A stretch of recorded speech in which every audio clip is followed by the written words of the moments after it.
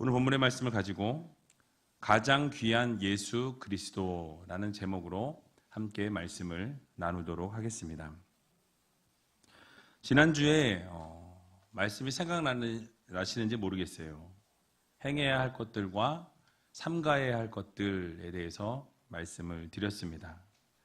특별히 행해야 할 것들 가운데 세 가지 말씀드렸는데요. 주 안에서 어떻게 해라? 기뻐하라. 주님 안에서 항상 기뻐하는 삶을 살아야 한다라고 말씀을 드렸지요. 또 두 번째로는 성령으로 봉사하고 또 신령과 진정으로 예배하는 삶을 살아야 한다라고 말씀을 드렸습니다. 그리고 세 번째로 말씀드린 것이 바로 예수를 자랑하고 예수 그리스도의 십자가만을 자랑하는 삶을 살아야 한다라고 말씀을 드렸습니다. 그런데 율법주의자들은 무엇을 자랑했습니까? 바로 율법주의자들은 자기 자신의 드러나는 외적인 것을 가지고 자랑했다라고 말씀을 드렸지요. 할례나 눈에 보이는 육적인 것을 신뢰하고 또 육적인 것의 외적인 조건들을 자랑하고 또 교회를 어지럽히는 사람들이었다라고 말씀드렸죠. 그러자 바울이 오늘 갑자기 육체를 자랑하던 이 율법주의자들에게 자신의 육체에 대해서 자랑하는 것을 볼 수가 있습니다. 그래서 오늘 본문을 그렇게 시작하는데요. 오늘 4절에서 6절까지 같이 한번 읽어보도록 하겠습니다. 그러나 나도 육체를 신뢰할 만하니 만일 누구든지 다른 이가 육체를 신뢰할 것이 있는 줄로 생각하면 나는 더욱 그러하리니 내가 8일 만에 할례를 받고 이스라엘의 족속이요 베냐민의 지파요 히브리인 중에 히브리인이요 율법으로는 바리새인이요 열심으로는 교회를 핍박하고 율법의 의로는 흠이 없는 자로라. 아멘.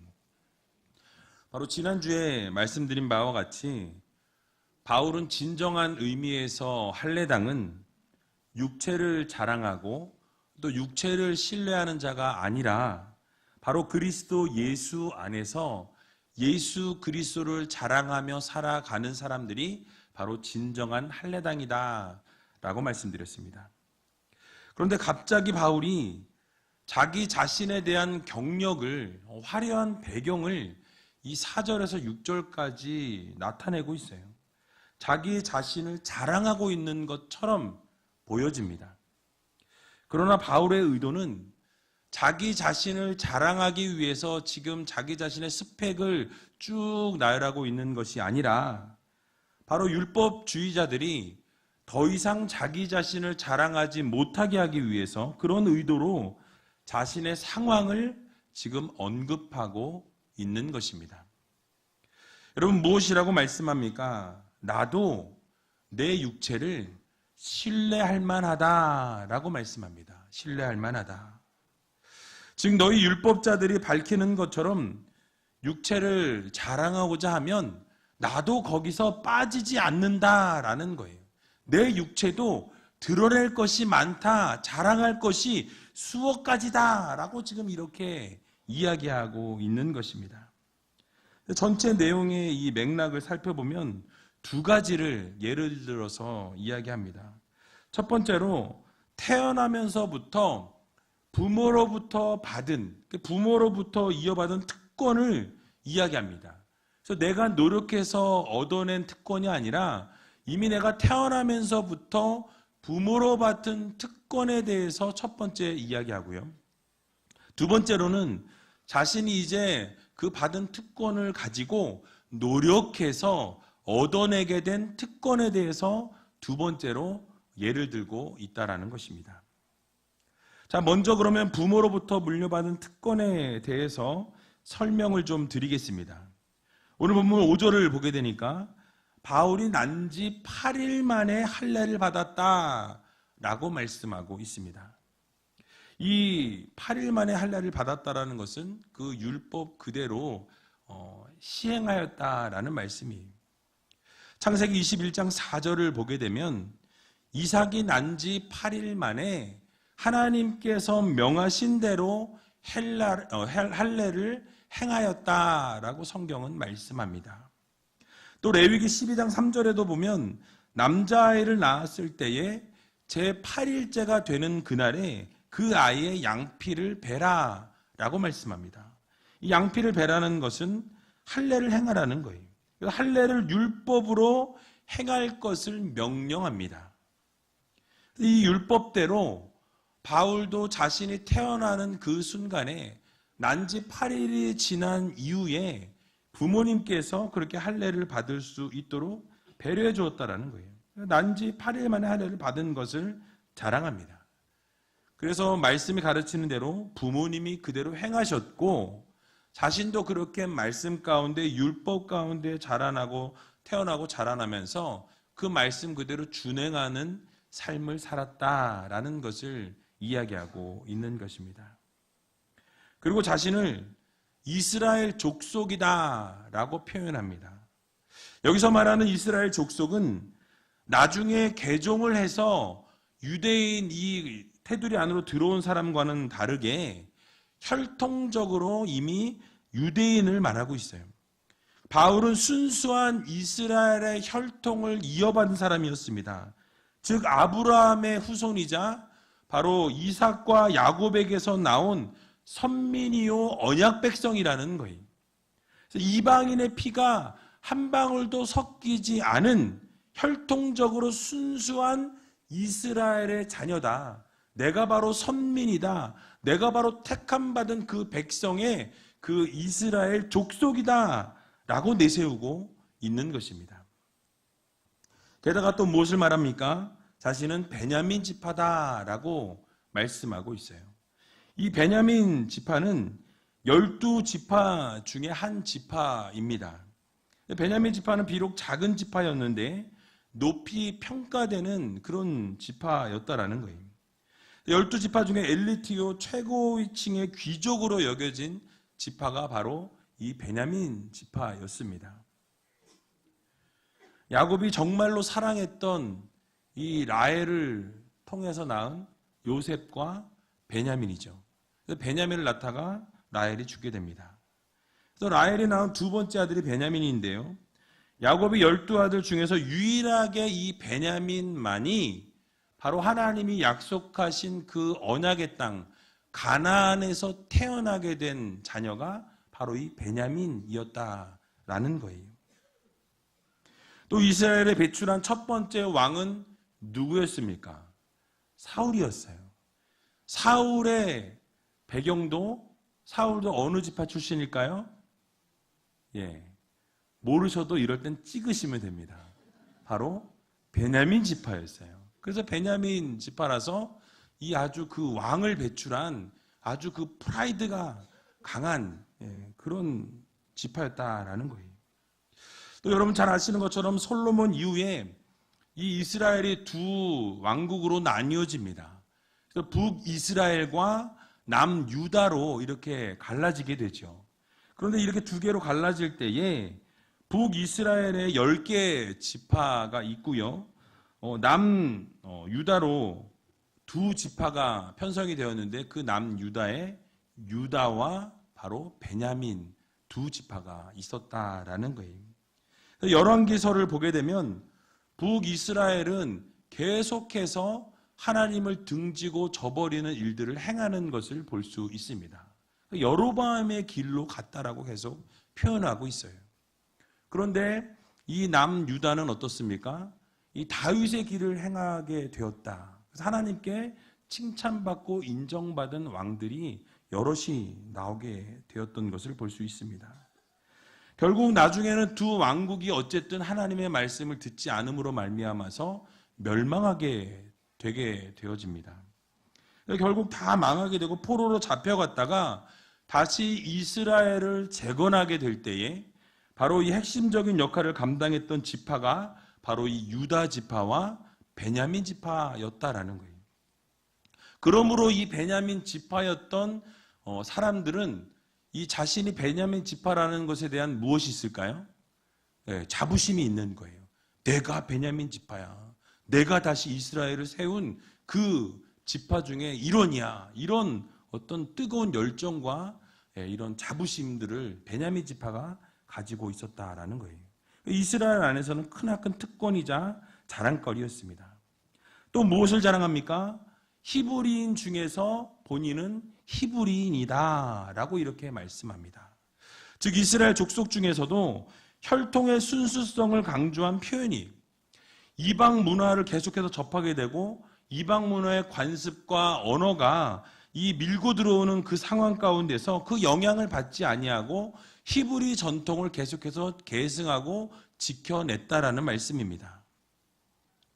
그래서 여러분 사도행전을 보게 되면 당시에 헬라파 유대인하고 히브리파 유대인들이 다투는 장면들이 나오게 됩니다. 헬라파 유대인들은요, 유대의 혈통은 지니고 있었지만은 그들이 무엇입니까? 이 헬라의 문화와 영향을 많이 받게 되었다라는 거예요. 그런데 히브리인 중에 히브리인이라고 말하는 이 사람들은 이방 땅에 살고 있음에도 불구하고 또 헬라의 영향을 받는 그 문화권 안에 있음에도 불구하고 그들의 문화권에 영향받지 아니하고 히브리 전통을 그대로 간직한 사람들이 바로 히브리인이었다라는 거예요. 그 히브리인의 관습과 그들의 문화를 계속해서 계승해냈던, 그래서 자기 자신들에 대한 자부심을 가지고 있었던 사람들이 바로 히브리인 중에 히브리인이었다라고 이렇게 표현하고 있는 것입니다. 아마 여기 앉아 계신 어르신들 가운데 어렸을 때만 해도 뭐 족보와 가문을 많이 따지셨을 거예요. 어느 집 가문이냐, 무슨 씨 집안이냐 이렇게 물어보잖아요, 그죠? 뭐 김씨, 이씨, 박씨 왕족이에요, 그죠? 저도 왕족입니다. 그래서 예전에 태어났으면 왕을 했을지도 모르겠는데 족보를 자랑하시는 분들이 참 많이 있어요. 근데 제가 아는 친구 목사 중에서도요, 안동 김씨인데 안동 김씨 28대 손이라고 얼마나 자랑을 했는지 몰라요. 자신의 혈통과 족보를 이렇게 자랑한 것으로 우리가 좀 이해하면 이 문화를 좀 이렇게 좀 쉽게 이해하고 받아들일 수 있습니다. 두 번째로 바울은 자신이 스스로 노력해서 이제 얻은 특권에 대해서 또 이야기합니다. 그는 율법으로 말하면 자신이 지금 누구래요? 바리새인이다. 나는 바리새인이다. 라고 말씀하고 있어요. 여러분 성경에서 바리새인 하면 어떤 이미지를 가지고 있습니까? 어떤 이미지예요? 좋지 않은 모습으로 비춰집니다. 왜냐하면 예수님이 바리새인들을 향해서 외식하는 자라고 계속 말씀하십니다.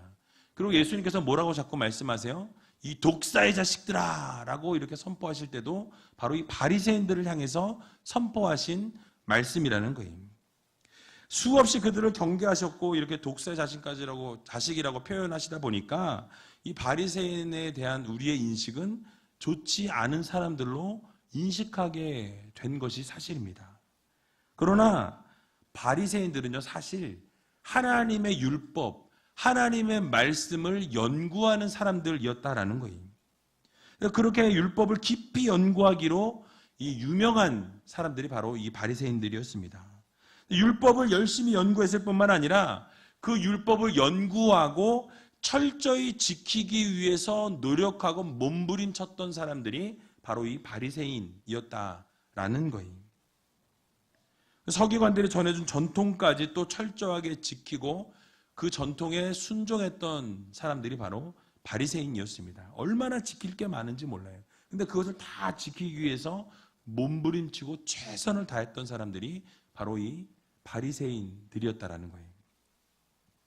그런데 이런 바리새인들이 등장하게 된 배경에는 바로 그들이 정통의 이 신앙을 고수하기 위해서, 바로 유대 정통의 이 신앙을 훼손하고 헬라 정신이 무분별하게 들어오는 것을 막기 위해서 그들이 처음에 결성하게 된 것입니다. 서로 만들게 된 거예요. 그래서 헬라 정신을 무분별하게 받아들이는 것을 반대하면서 우리는 좀 바르게 서자, 바르게 세워지자라는 목적으로 이 바리새인들이 모이게 됩니다. 그 세속적인 유대인들과는 좀 우리는 분리된 그런 존재로 살아가자라는 이름으로 그 스스로를 바리사이오스라고 이렇게 불렀습니다. 바리사이오스라는 것이 지금 우리가 말하는 바리새인들이에요. 분리주의자라는 뜻입니다. 그래서 이게 유대 정통의 것을 지키고 이 헬라 것을 받아들이고 있는 그들과 좀 분리된, 좀 구별된 그런 모습으로 서자라는 의미로 그렇게 바리세이오스라는 이름을 붙였다라는 것입니다. 모든 악과 죄로부터 자신을 분리하기로 한 그런 무리가 바로 바리새인들이었다라는 거예요. 참 초기에는 좋은 의미였습니다. 초기에는 정치를 삼가했고요. 종교적인 순수성을 계속해서 유지해 냈던 사람들이 바로 이 바리새인들이었습니다. 선한 동기를 지니고 있었다라는 거예요. 그러나 시간이 흘러가면서 어떻습니까? 그 순수했던 동기들이 이제는 변하기 시작했던 거예요. 순수함을 잃어버리게 됩니다. 외식하는 자들로 변질되었다라는 거예요. 여러분, 게다가 바울은 말씀을 깊이 연구하는, 그래서 열심히 유학까지 갔다라고 이렇게 말씀합니다. 오늘 본문에 나오진 않지만요. 바로 사도행전 22장 3절에 보게 되면 가장 그 당시 유대인들 가운데 유명했던 가말리엘이라는 선생님 밑으로 들어가게 됩니다. 그래서 그 당시에 학교에서는 최고의 학교로 치는 학교가 바로 이 가말리엘 문화의 학교였습니다. 그 밑으로 들어가서 공부했다라고 말씀하죠. 그래서 그 가말리엘 문화에서 율법의 엄격한 교훈을 그가 받았다라고 성경은 말씀합니다. 자, 여러분, 여기까지만 들어도 바울은 정말 엄청난 스펙을 지녔고 엄청난 백그라운드를 가지고 있는 사람으로 여겨집니다. 정말 대단한 사람이라고 우리가 말할 수밖에 없는 그런 사람이 바울이었어요. 그런데 그런 생각이 들 텐데 열심으로는 어떻게 했대요? 교회를 핍박하였다라고 말씀하죠. 어떻게 보면 열심히 했는데 왜 교회를 핍박했을까라는 의문이 우리가 들 수 있습니다. 그런데 바울은 하나님의 나라를 위해, 유대교를 위해서 예수 그리스도를 믿는 자들을 핍박하는 게 하나님의 영광을 위하는 것으로 알았습니다. 그래서 그 유대 전통을 따라 예수 그리스도를 믿는 자들을 핍박하는 것이 하나님이 원하시는 삶으로 생각했기 때문에 그렇게 이루어낸 것이었어요. 또 유대에는 면면이 흐르고 있는 전통이 한 가지가 있었습니다. 그게 무슨 전통이냐면 바로 비느하스 전통이라는 것이 있었어요.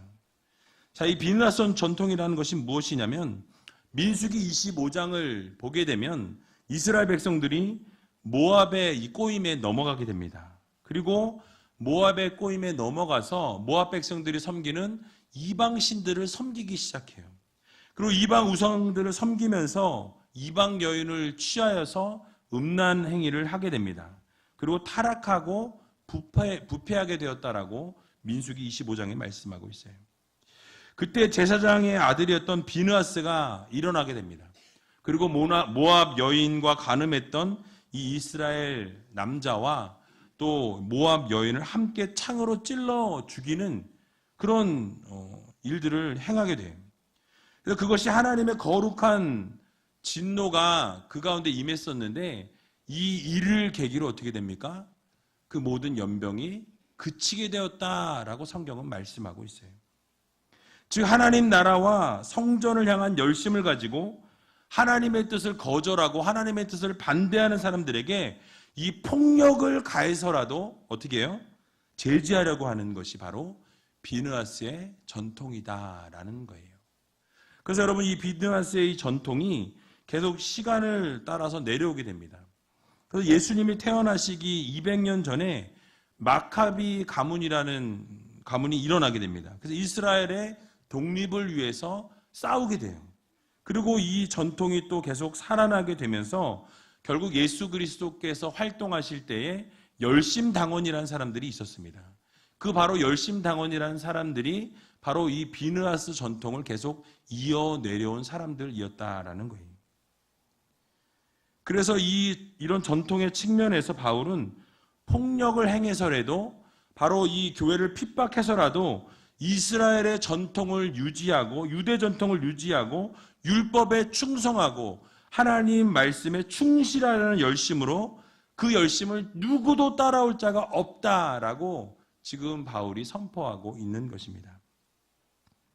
게다가 마지막으로 율법을 어려서부터 열심히 준수했고 누구보다 잘 지켰기 때문에 그는 율법의 의로 흠이 없는 자다라고 자기 자신을 소개하고 있다라는 거예요. 여러분, 이렇게 4절에서 6절까지 제가 장황하게 설명을 드렸는데요. 결국 무엇을 말씀하고 있습니까? 바울은 율법으로는 거의 완전하고 완벽한 그런 사람이라는 거예요. 모든 것이 완벽하고 신앙에 있어서도 누구에게도 뒤지지 않는 그런 사람이 바로 바울이었다라는 것을 이야기하고 있습니다. 그런데 이런 어마어마한 사람이었던 바울이지만 그가 어떠했다라고 말씀합니까? 그동안 그렇게 소중하게 여기고 중요하게 여긴 것들을 다 내어버렸다라고 말씀하고 있죠. 누구 때문에? 예수 그리스도 때문에. 여러분, 그래서 오늘 본문 7절에서 8절 뭐라고 말씀합니까? 우리 같이 한번 7절과 8절을 읽어보도록 하겠습니다. 그러나 무엇이든지 내게 유익하던 것을 내가 그리스도를 위하여 다 해로 여길 뿐더러 또한 모든 것을 해로 여김은 내 주 그리스도 예수를 아는 지식이 가장 고상함을 인함이라. 내가 그를 위하여 모든 것을 잃어버리고 배설물로 여김은 그리스도를 얻고. 아멘. 자, 앞에서 장황하게 제가 설명드렸던 이 자랑들을 자랑하는 것은 결국 세상의 방식이라는 거예요. 세상의 흐름이라는 것입니다. 그런데 기독교의 복음은, 기독교의 특징은 그 세상의 흐름대로 흘러가는 것이 아니라 그러나의 신앙이라는 거예요. 그 신앙대로 똑같이 쫓아가는 것이 아니라 그러나 그대로 살아가지 않는 모습을 가진 성도들로 살아가는 것이라고 말씀하고 있는 것입니다. 그래서 예전에는 겉으로 보여지는 것에 중심을 두었고 가문에 대한 자랑이 정말 자랑스러웠고 혈통에 대한 자랑이 가장 나의 최고의 자랑이었던 이 바울이 또 도덕적으로 윤리적으로 깨끗한 것에 대한 자랑하고 학문에 대한 자랑을 했고 수많은 사람들로부터 인정받는 것이 나의 최고의 자랑이었으나 이제는 그것이 무엇이라고 이야기합니까? 다 해로 여길 뿐 아니라 배설물처럼 여기게 되었다라고 말씀하고 있습니다. 바로 예수 그리스도로 말미암아 나의 가치관이 바뀌었다라는 거예요. 예수 그리스도를 인격적으로 만나는 그 순간 나의 삶이 완전히 180도 바뀌어졌다라고 바울은 고백하고 있는 것입니다. 그동안 나에게 유익했던 모든 것들을 이제는 예수 그리스도를 위하여 다 해로 여긴다고 말씀하고 있어요. 배설물로 여긴다고 말씀하고 있습니다. 이유가 무엇입니까? 바로 예수 그리스도를 아는 지식이 가장 고상함을 인함이라, 가장 최고의 학문임을 인함이라 라고 말씀하고 있는 것입니다. 계속해서 말씀하는 것이 무엇이에요? 바로 예수 그리스도가 가장 귀한 분이십니다. 예수 그리스도가 나의 삶의 가장 중심이십니다. 예수 그리스도가 나의 우선순위입니다 라고 고백하는 바울의 고백이라는 것이에요. 지난 과거에 자신이 자랑할 만하고 여겼던 모든 것들이 알고 보니까 자랑할 만한 것이 되지 못한다라는 것을 깨닫게 된 것입니다. 그동안 자신이 가지고 있었던 육체적인 조건이 구원에 이르는 도구였는 줄 알았는데 그것이 아니라는 것을 깨달았다라는 거예요. 오직 구원은 예수 그리스도를 믿는 믿음으로 구원을 받고 하나님이 주시는 선물로 구원을 받는다라는 것을 바울이 깨닫게 되었다라는 거예요. 어떻게 바울은 이런 인격적인 변화와 인식의 변화와 관점의 변화가 이루어질 수 있었습니까? 바로 예수 그리스도를 인격적으로 만났기 때문입니다. 여러분, 이 세상 그 무엇보다 귀한 예수 그리스도를 만남으로 그에게 있어서 가장 중요한 것은 이제 예수 그리스도밖에 없는 삶이었다라는 거예요. 그래서 이제는 모든 것이 가장 소중했던 것이 해로 여겨지고 배설물로 여겨지게 되었다라는 거예요. 여러분, 예수 그리스도를 만나게 되었을 때 제자들은 어떻게 됩니까? 자기 자신들이 가장 중요하다고 여겼던 생계 수단인 배와 그물을 다 버려두고 예수 그리스도를 따르게 됩니다. 여러분, 삭개오는 어땠습니까? 바로 자기가 가장 사랑했던 돈, 가장 사랑했던 이 재산을 예수 그리스도를 만남으로 인격적으로 만나는 그 순간, 예수님, 나의 재산의 절반을 떼어서 가난한 자들에게 나누어주겠습니다. 그리고 남의 것을 토색한 일이 있다면, 남의 것을 내가 빼앗은 일이 있다면 내가 4배나 갚겠나이다. 주님 앞에 약속하는 것을 볼 수 있습니다. 왜 이런 일들이 일어나게 되는 것입니까? 바로 예수 그리스도를 나의 구주로 영접하고 나니까 그동안 세상에서 중요했던 모든 것들이 이제 해로 여겨지고 배설물로 여겨졌다라는 거예요. 이제 예수 그리스도를 인격적으로 만나게 되니까 삶에서 중요한 것이 무엇인지, 내 삶에서 가장 최고의 것이 무엇인지 예수 그리스도 중심주의로, 예수 그리스도 제일주의로 바뀌게 되었다라는 사실입니다. 과거에는 가장 중요하게 여겼던 모든 것들이 이제는 아무것도 아닌 것이 되어버렸다는 거예요. 그러므로 사랑하는 우리제일교회 성도 여러분, 여러분들에게 있어서 가장 중요한 것은 무엇입니까? 여러분들의 삶 가운데서 가장 최고의 우선순위는 무엇입니까? 혹시 돈이나 명예나 권력이나 어떤 사업이나 직장이나 학업이나 가정이나 자녀나 이런 모든 부분들은 혹시 아니십니까? 바울과 같이 우리 예수님 때문에, 우리 예수 그리스도 때문에 그동안 세상에서 가장 유익하다고 생각했던 모든 것들을 내려놓고 이제는 해로 여기고 배설물로 여기고 오직 예수 그리스도를 붙잡고 살아갈 수 있는 저와 여러분들이 되시기 바랍니다. 그래서 여러분, 만약 우리가 이 세상의 모든 것을 다 가지고 있을지라도 그 안에 예수 그리스도가 없는 삶을 살아가고 있다면 여러분, 아무것도 없는 것입니다. 그러나 반대로 우리가 가진 것이 아무것도 없을지라도 만약에 예수 그리스도와 함께 사시고 예수 그리스도를 소유한 하나님의 자녀요 백성이라면 여러분, 모든 것을 소유한 하나님의 자녀임을 여러분 모두 믿으시기 바랍니다. 그러므로 우리는 예수 그리스도 없이는 살아갈 수 없는 인생임을 여러분 모두 믿으시기 바랍니다. 특별히 오늘 새롭게 태어나는 분들이 있습니다. 세례를 받는 분들이 9분 계신데요.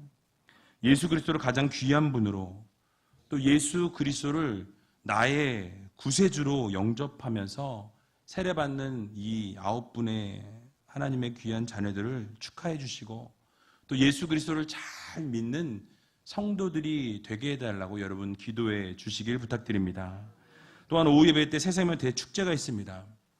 뿌려졌던 이 복음의 씨앗들이 거두어질 수 있도록 여러분 기도해 주시고 또 초대했던 분들 마지막으로 다시 한번 찾아가시고 점검하셔서 오후 예배 때 함께 예수 그리스도를 가장 귀한 분으로, 예수 그리스도를 나의 하나님으로, 나의 주님으로, 나의 산성으로 그렇게 받아들일 수 있도록 여러분들이 이끌어낼 수 있는 귀한 의제교회 성도님들이 되시기 바랍니다. 오늘 말씀처럼 바울이 이 세상의 모든 것을 소유했지만 예수 그리스도가 가장 귀한 분이고 예수 그리스도를 아는 지식이 최고의 지식이라고 고백했던 이 바울의 고백이 바로 우리의 입술에 동일한 고백이 되기를 소원하며 날마다 예수 그리스도만 중심에 모시고 살아갈 수 있는 저와 여러분들이 다 되시기를 주님의 이름으로 간절히 축원을 드립니다.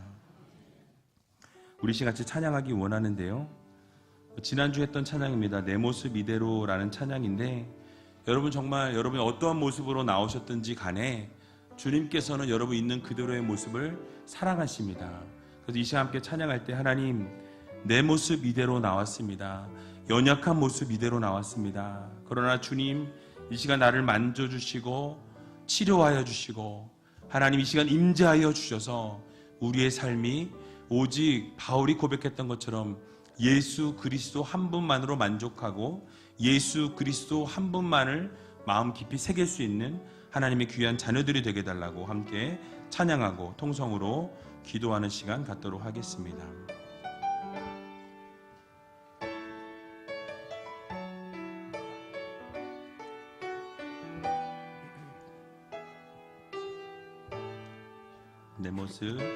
내 모습 이대로 사랑하시네. 연약함 그대로 사랑하시네. 나의 모든 발걸음 주가 하시나니 날 인도하소서. 내 모습 이대로 사랑하시네. 연약함 그대로 사랑하시네. 나의 모든 발걸음 주가 하시나니 날 인도하소서. 날 인도하소서. 주의 날개 아래 거하는 것, 주의 임재 안에 거하는 것,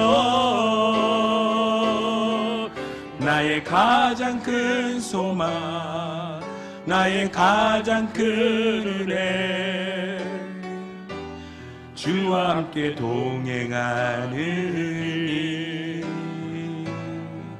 주의 날개 아래 거하는 것, 주의 임재 안에 거하는 것, 나의 가장 큰 소망, 나의 가장 큰 은혜, 주와 함께 동행하는 일. 다시 한번 찬양합니다. 내 모습 이대로 사랑하시네. 연약함 그대로 사랑하시네. 나의 모든 발걸음 주가 하시나니 날 인도하소서. 날 인도하소서. 내 모습 이대로 사랑하시네. 연약함 그대로 사랑하시네. 나의 모든 발걸음 주가 하시나니 날 인도하소서. 날 인도하소서. 주의 날개 아래 거하는 것, 주의 임재 안에 거하는 것, 나의 가장 큰 소망, 나의 가장 큰 은혜, 주와 함께 동행하는 일, 주의 날개 아래, 주의 날개 아래 거하는 것, 주의 임재 안에 거하는 것, 나의 가장 큰 소망, 나의 가장 큰 은혜, 주와 함께 동행하는 일. 우리 시간 다 같이 눈을 감고 함께 기도하며 나갈 때, 하나님, 이 모습 이대로 나왔습니다. 연약한 그 모습 그대로 나왔습니다. 세상에서 있었던 모든 문제와 아픔과 고통과 좌절과 절망을 그대로 가지고 나왔습니다. 그러나 주님께서 우리를 주님의 날개 아래 품어주시고 오늘 이 기도와 예배를 통하여 주님의 임재를 경험하는 귀한 이 시간이 되게 해달라고 여러분 기도하시기 바랍니다. 바울은 태어나면서 받은 모든 특권과 또 스스로 노력해서 모든 얻은 특권들을 배설물과 같이 여겼고 해와 같이 여겼다라고 말씀합니다. 여러분 이유가 무엇이었습니까? 예수 그리스도를 인격적으로 만난 이후에 그의 삶이 변화였던 것입니다. 이 시간 함께 기도하며 나갈 때 하나님 예수 그리스도를 아는 지식이 가장 고상함을 깨닫게 하여 주시고 예수 그리스도를 가장 귀한 분으로 예수 그리스도를 나의 주인으로 예수 그리스도를 나의 하나님으로 고백할 수 있는 이 시간 되게 해달라고 기도하시고 하나님 이 세상에서 가장 귀하게 소중하게 생각했던 모든 것들을 이 시간 내려놓게 해주시고 오직 예수 그리스도를 나의 주인으로 예수 그리스도를 나의 하나님으로 예수 그리스도를 나의 중심에 모시고 예수 우선주의로 예수 제일주의로 살아가는 하나님의 귀한 자녀들이 되게 달라고 함께 통성으로 기도하며 나아가는 시간 갖도록 하겠습니다. 기도하겠습니다. 살아서 역사하신 아버지 하나님 은혜와 사랑을 감사드립니다. 주님 앞에 나왔습니다. 연약함으로 나왔습니다. 그 모습 그대로 나왔습니다. 아버지 하나님 인도하여 주시고 붙잡아 주시고 주님의 날개 아래 품어주셔서 날마다 주님의 임재를 경험하며 살아갈 수 있는 하나님의 귀한 자녀들 될 수 있도록 인도하여 주시옵소서. 주님과 동행하며 살아가기를 소원합니다. 하나님 힘들고 어려운 순간순간마다 주님만 바라보게 해주시고 아버지 하나님 바울과 같이 예수 그리스도를 인격적으로 만나 그의 삶이 변화됐던 것처럼 우리의 삶도 변화되게 하여 주시고 예수 그리스도를 중심에 모시고 예수 그리스도 제일주의로 살아가는 하나님의 귀한 자녀들 될 수 있도록 하나님께서 인도하여 주시옵소서. 예수님 때문에 가치관이 변화되게 하여 주시고 예수 그리스도를 만남으로 세상을 보는 시각이 달라지게 하여 주시고 예수 그리스도를 만남으로 인하여서 그동안 중요하게 여겼던 모든 것들을 해로 여기고 배설물처럼 여기며 오직 주님을 가장 고상한 분으로 아주 최고의 분으로 섬길 수 있는 하나님의 귀한 백성들 될 수 있도록 인도하여 주시옵소서. 그동안 나에게 있어서 가장 중요한 것이 무엇이었습니까? 우선순위가 무엇이었습니까? 아버지 그 모두 우선순위를 내려놓고 예수 제일주의로 하나님 중심주의로 살아가는 하나님의 귀한 백성들 다 되게 하여 주시고 오직 주님만 바라보며 걸어나갈 수 있는 믿음의 자녀들 될 수 있도록 하나님 도와주시고 함께하여 주시옵소서. 사랑해 주님 감사합니다. 오늘 주님 앞에 나올 때에 힘들고 어려운 그 모습 그대로 나왔습니다. 지치고 쓰러지고 넘어졌던 그 연약함 그대로 나왔습니다. 그러나 주님께서 어루만져 주시고 이 시간 찾아가셔서 위로하시고 눈물을 닦아주시며 그 마음을 만져주셔서 온전한 회복의 역사와 치료의 역사가 일어나게 하여 주시옵소서. 그동안 중요하게 생각했던 모든 것들을 하나님 앞에 내려놓습니다. 오직 주 예수 그리스도만 나의 하나님으로 나의 주님으로 섬기게 하여 주시고 바울이 그랬던 것처럼 이 세상의 모든 것들은 해로 여기며 배설물처럼 여길 수 있는 믿음의 자녀들 되게 하여 주시옵소서. 예수 제일주의로 하나님 중심주의로 살아갈 수 있도록 도와주시고 세상의 그 무엇보다 하나님만 바라보며 예수 그리스도만 바라보며 살아갈 수 있는 믿음의 자녀들 될 수 있도록 주님께서 도와주시옵소서. 모든 것 주님 앞에 감사드리오며 이 모든 말씀 예수님의 이름으로 기도하옵나이다. 아멘.